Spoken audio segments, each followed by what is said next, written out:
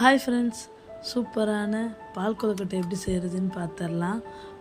ஒரு பாத்திரத்தில் தண்ணி சேர்த்து ஒரு ஸ்பூன் நெய் சேர்த்துக்கலாம்.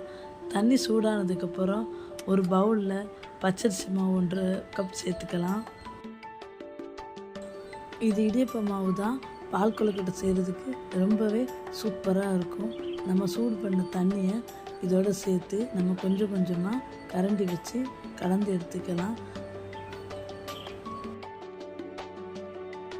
இது ஒரு 5 நிமிஷம் மூடி போட்டு ஓரமாக இருக்கட்டும். இன்னொரு பாத்திரத்தில் கொஞ்சமாக பச்சரிசி மாவு எடுத்து தேவைக்கு தண்ணி சேர்த்து நல்லா கட்டி இல்லாமல் கரைச்சி எடுத்துக்கலாம். இது போல் நல்லா கலந்து எடுத்துக்கலாம். அடுப்பில் அப்படியே வச்சு சிம்மில் கொதிக்கட்டும். அதுக்கப்புறம் நம்ம நல்லா வெந்நீர் ஊற்றி சூடு பண்ணி பிசைஞ்சு வச்ச மாவை இது போல் கொஞ்சம் கொஞ்சமாக உருண்டை பிடிச்சி நம்ம ஒரு பிளேட்டில் எல்லாத்தையும் எடுத்து வச்சுக்கலாம். அரிசி மாவு நம்ம இது போல் நல்லா கலந்து லோ ஃப்ளேமில் வச்சுருக்குறோம். நல்லா அப்பப்போ கலந்து விட்டுக்கலாம், இல்லைன்னா மாவு அப்படியே கீழே போய் தங்கிடும். இது போல் கலந்து விட்டால் கொஞ்சமாக கட்டி பதத்துக்கு வந்துடும். இதோட 2 ஏலக்காய் தட்டி நம்ம சேர்த்துக்கலாம். ஏலக்காய் சேர்த்து நல்லா கலந்து விட்டுக்கலாம். மாவை நம்ம எந்த சைஸுக்கு வேணுமோ அந்த ஷேப்புக்கு நம்ம இது போல் உருண்டை பிடிச்சி எடுத்துக்கலாம்.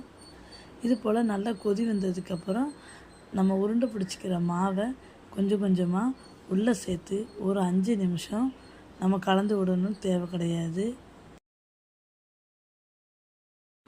5 நிமிஷம் ஆனதுக்கப்புறம் நம்ம இது போல் நல்லா மெதுவாக கலந்து விட்டு எடுத்துக்கலாம்.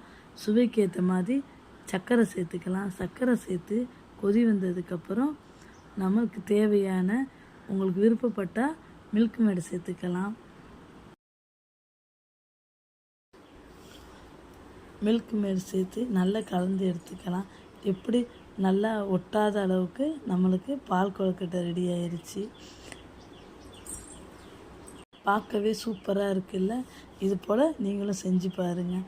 ஃபைனலாக நம்ம தேங்காய் துருவி வச்சுருக்கோம், அதையும் உள்ளே சேர்த்துக்கலாம். நட்ஸு தேவைன்னா சேர்த்துக்கலாம், ஆனால் இதுக்கு தேவையே தேங்காய் தான். தேங்காய் சேர்த்தா இன்னுமே டேஸ்ட்டாக இருக்கும். பிடிச்சிருந்தா மறக்காமல் லைக் பண்ணிடுங்க.